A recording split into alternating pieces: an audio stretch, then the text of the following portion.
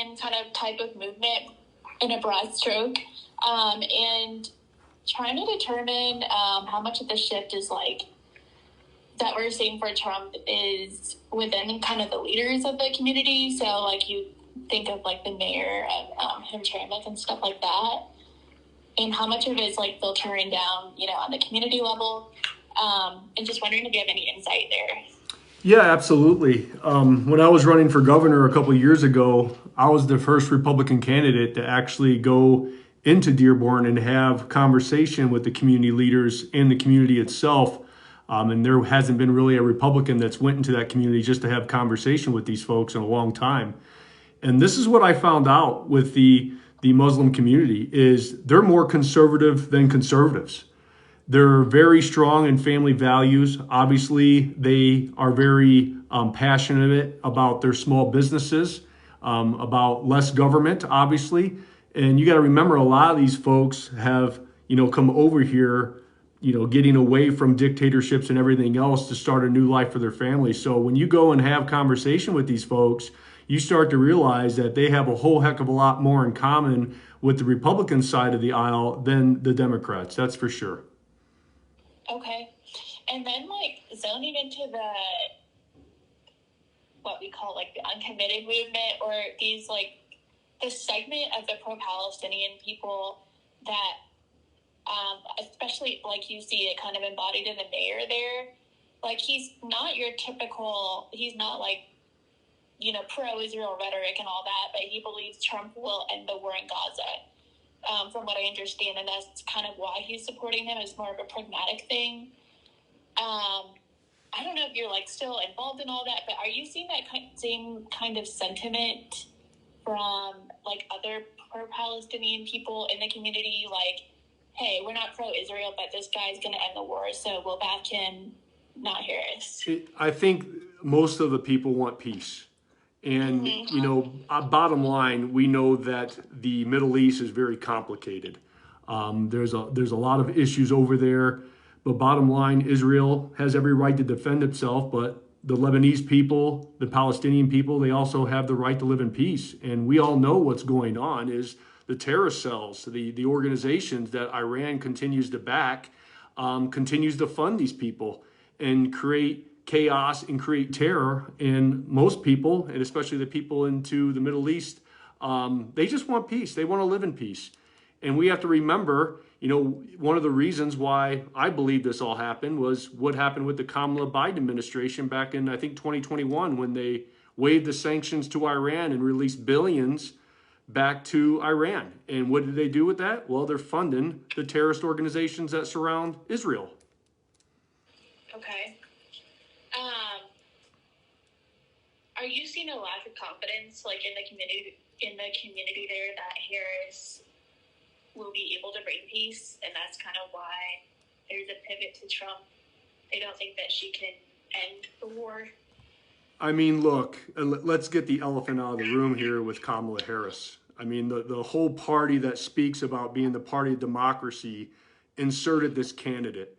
And the more interviews that she does, the more exposure happens on why she is not fit to lead this country. She constantly flip-flops on every single policy that she believed in. She can't even answer the tough questions. I can't even for a second imagine her trying to deal with the complexities of not only the Middle East, but everything else is happening on the world stage.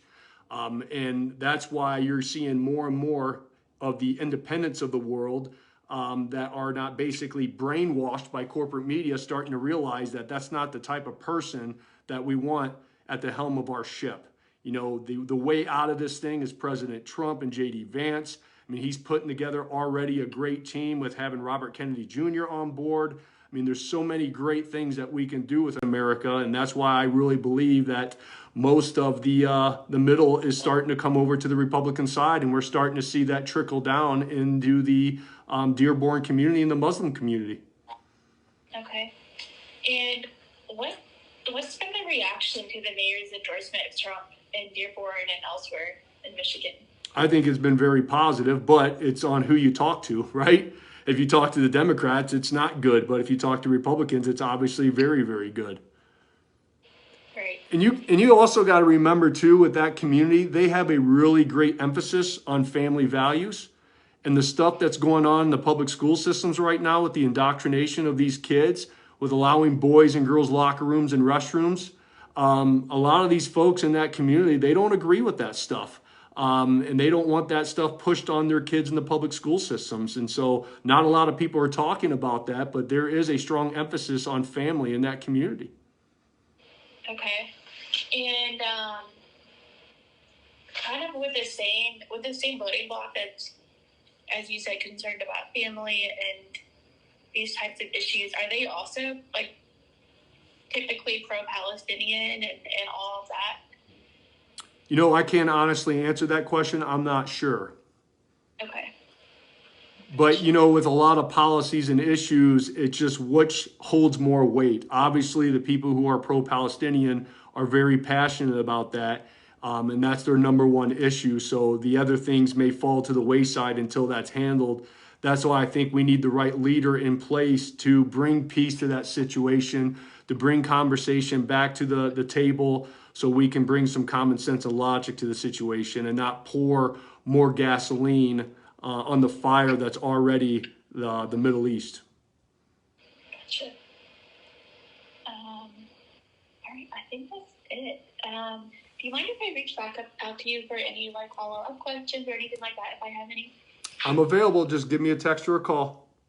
Okay, awesome. Well, thank you so much for hopping on the call, and I hope you have a great day. You too now. Thank you. Bye-bye.